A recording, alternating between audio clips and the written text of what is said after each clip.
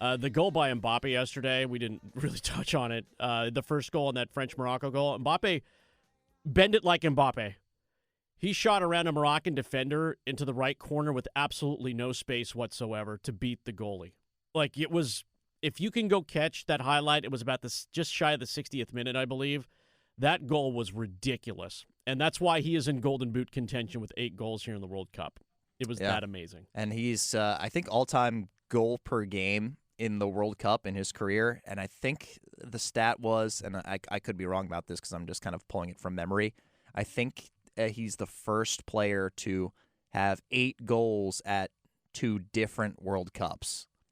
The first time was in 2018, and he was like, I think he was like 18 or 19 years old at that. I believe then. Yeah, and they won the World Cup, by the way, and now they're the favorites to win again 8 years later. So, I mean, just astounding stuff. He will, at some point, be the all-time leader in World Cup goals. It's just as long as Messi's hanging around, he's kind of like stiff-arming, like trying to keep him off of it. But, once Messi is retired, Mbappe will clear him, and it will be by a few. Yeah, the goal was stupid.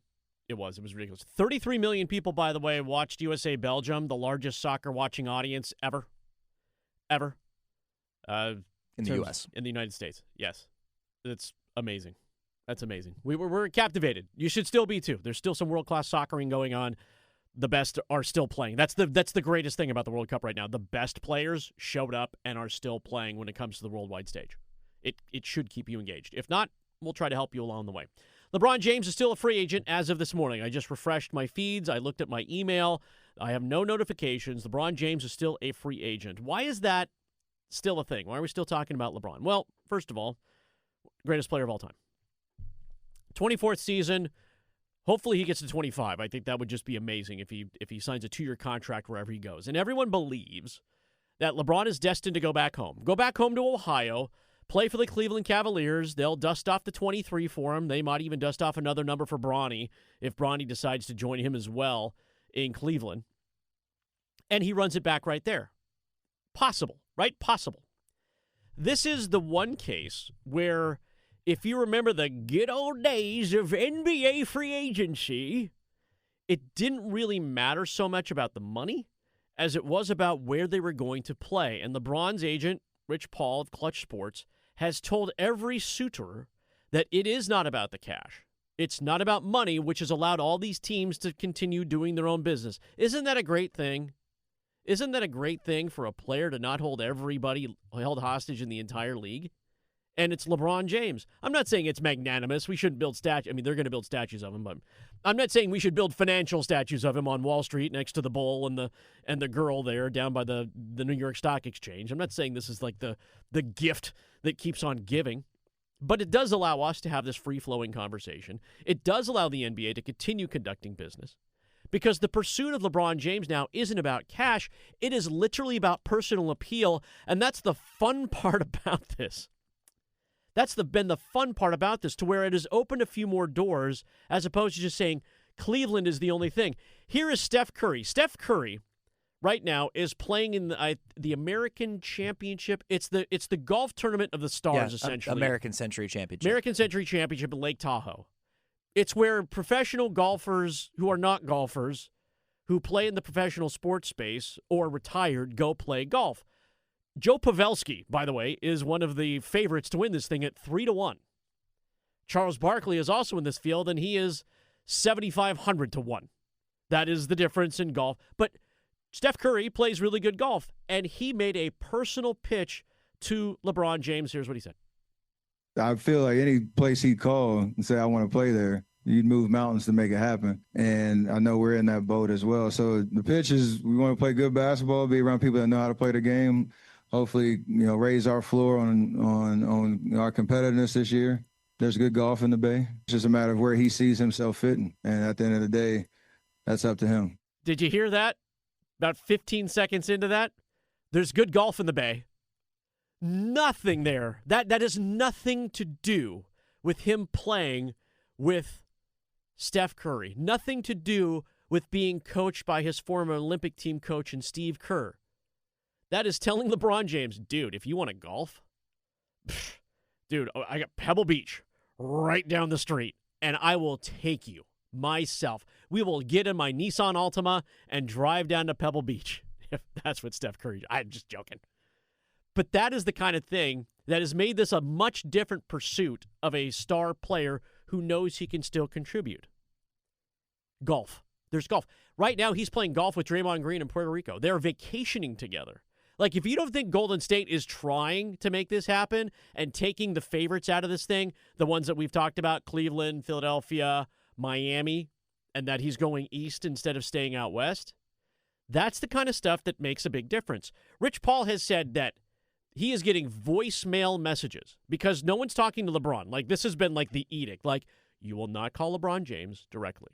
You will funnel everything through me, and it will all get to him, I promise. Now, I'll take his word for it, because if Rich Paul screws with other teams, they're never going to trust him, and he's got a lot of high-profile clients. He does. He's got a ton of dudes. But he's got general managers.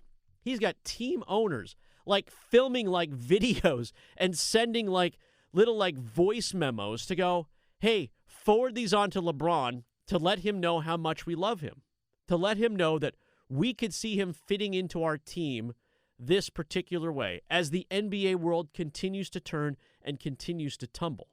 I think that is one of those really, really interesting parts about this pursuit of LeBron, that it has kind of thrown it back a little bit. It is a little bit more about going to the nice steakhouse and reminding people of what climate is like and playing to personal preference and need more than, now, no one's saying like, hey, you know, LeBron, if you come here, bring your kid. Bring your son along for the ride. No one's saying that. They're pitching to him personally.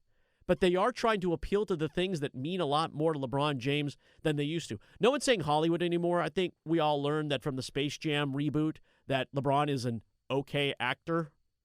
Like, really, that movie was about Bugs Bunny and Lola Bunny and, yeah, the other things that came along with it. There was that little redemption family arc within it that they tried to write into LeBron, but I was there to see Bugs Bunny play basketball again. That's what that was about. So they're telling LeBron about golf. They're telling him about really good places to eat. They're telling him about quality of life, and then they're also pitching the basketball aspect of things. But ESPN analyst Emma Golden says it will be a difficult challenge for anybody but Cleveland to get King James to show up. Even if your roster is better than the Cavaliers roster, it's not that much better than the Cavaliers roster. The Cavs went to the Eastern Conference Finals last year. You know, so they kind of, and it got there, but this isn't a lottery team saying, hey, Brian, just come home just to do it. No, this is a team that is a contender in the Eastern Conference already without LeBron. Even LeBron doesn't come back, the Cavaliers are still going to win 50-something games and at least get to the second round of the playoffs, if not deeper. So then you throw home with that. It's just hard to beat it. It's just hard to beat it. Home is where the heart is. And that can be tough to overcome. There's no doubt about it. But when money doesn't matter, when you've been told money does not matter, and basketball is almost secondary, not quite. I'm like, LeBron's not going to go to, I don't know, pick the Washington Wizards. The Hornets. No, yeah, I know. Unfortunately. It's sad to say that. But he's not coming to the Hornets. He's not going to play in New Orleans for the Pelicans. I'm sorry. It's just not happening. And there are some places where he won't fit just because there's just no room. But if I'm a team that wants all in, you have sent all the edible arrangements to him or to his agent. You have filmed all the happy things. Like, if I had a pitch for LeBron James, I would be out filming community members that wear LeBron James's stuff, even if it's in different uniforms, even if it's a Miami uniform or a Cleveland uniform or a Lakers uniform. Like, I film, like, little kids and stuff like that going, you know how much it would mean to me for you to play in my town, LeBron? You know how much it would mean to me? I loved you in Space Jam. You were amazing. If you did that, like, pull at the heartstrings, this is why this free agency pursuit of this one particular player in LeBron James has been different than any other free agent pursuit. It is truly about, like, trying to figure out what the person truly wants, as opposed to, like, man, we're going to dump $40 million in your pocket and you might play for a championship here or not. They're appealing to everything else, and then the basketball is also part of it as well.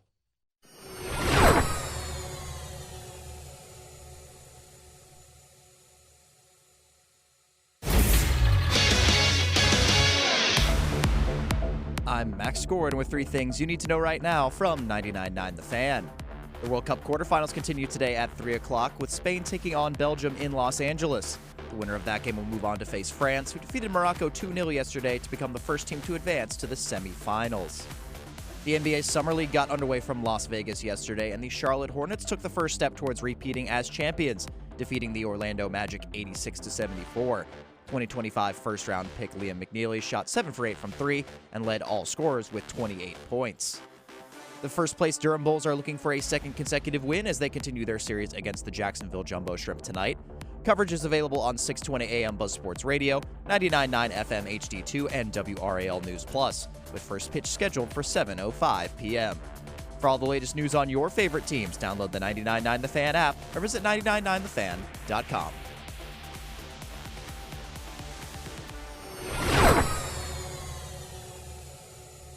Henry Vasar, Carolina product, back in action again for the Hawks. He played in the other California league for a hot second, and then now he's with the Hawks. Came off the bench, 19 minutes, 14 points, 6 rebounds, hit a couple threes. They're not worried about him much. But I'm not sure a lot of you realized last night the Minnesota Timberwolves played as well, and they played the New Orleans Pelicans. Minnesota Timberwolves drafted Duke product Isaiah Evans in the second round of the draft, but he can't play. He was drafted in the second round but can't play, and here's the deal. It was because he was involved in a trade on NBA draft night, and because the trade involves a player who signed a contract on April 9th, that player who was included in the trade was not made official or hasn't been made official. Yesterday was the first day. So he wasn't able to play in the Summer League even though he was drafted because of Mohamedou Gaye, who was signed to a contract on April 9th. But you have to wait. Stupid. You have to wait 90 days. It's just so stupid. It's just like, all these trades can't be official until July 6th. Then, oh yeah, this draft pick got traded, but why don't you wear this hat of this team that you're never going to play for? Just another reason why the NBA and their cap structure, their transactions and movement, the crazy pick protections and swaps and everything is all so dumb. So he misses a night of action last night. They're thinking it'll go through today and he'll get to play on Saturday and get on the court. So if you were waiting for Isaiah Evans to make his debut for Minnesota, it's going to have to wait just a bit longer. And remember, he was drafted by Brooklyn and not Minnesota. So just a weird bit all around. The NBA is slowing its roll, apparently, on expansion to Seattle. There aren't enough buyers. There's only one group, apparently, that wants to put a team in Seattle. Maybe that's why nobody wants to play for the Kraken. Somebody knows something. Maybe the barn that they play in is haunted at Climate Pledge Arena. Maybe it's the ghosts of fossil fuels or something. I don't know. But the Vegas, apparently there's 3 now, or 2 legitimate ones. There's a third waiting in the wings, but there's two factions right now who are fully involved and want to bring a team to Las Vegas, an NBA team to Las Vegas. One, the ownership of the Vegas Golden Knights. Vegas Golden Knights, Bill Foley, would love to own yet another franchise. He owns a winery, by the way. I didn't know if a lot of you know that. He serves his wines at T-Mobile Arena, and you can buy them throughout the Vegas area. And they're very delicious, by the way. Foley Family Winery is what it's called. He wants to bring an NBA team to the T-Mobile Arena. Another group made its formal bid on Wednesday, and that includes, and crazy enough, he's also kind of like one of the bigger kind of names when it comes to basketball in the United States, Jerry Colangelo. Jerry Colangelo is kind of heading this group of investors, and that group of investors also includes Jay Williams, former ESPN radio host, former NBAer, current NBA analyst, and Duke alum. I love their name, too. Max, what's the name of this investment group? The Las Vegas Jacks. The Las Vegas Jacks. So it's like, they're not the Jokers. You don't want to go the Jokers. And I guess I think Jokers would be a better name. I mean, obviously, it opens you up to, look, both of those open you up to lots of chirps from, opposing fans or just people that want to hate in general. But They can't stick with Las Vegas Jacks. That is a terrible name. Just the terrible Jacks. name. But they'd be the jumping Jacks. They can't be the Kings. Cannot be the obviously Kings. Sacramento. They Kings can't be the is Aces because that's the WNBA team. Correct. They have to find something else, but maybe you don't go with the playing card one. Yeah, the USL team that's there, the soccer team is the Lights, the Las Vegas Lights. And the AAA team, there's the Aviators. We know the Athletics are moving there because they're building that brand new stadium right next year, and it's going to be gorgeous. It's going to look like the Tampa Stadium. Maybe the Las Vegas Lasers or something. The Lasers, the Vegas Villains. Yeah, because you have the Golden Knights and the Silver Knights. You go the Bronze Knights. You know they would do that. That would just be. Yeah, they had an AFL team there for a while. They were the Wranglers, the Las Vegas Wranglers. And there's another lacrosse team there as well that has the trademark to a name. But the Las Vegas Jacks, the latest and as soon as that number comes down, apparently the expansion number is $2 billion.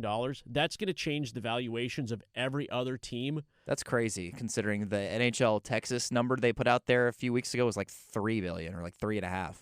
Two for the NBA. The NHL needs some money. They want some money. They're redefining right now what it costs to buy a franchise. I can only imagine what that means for Major League Baseball's quest to expand as well.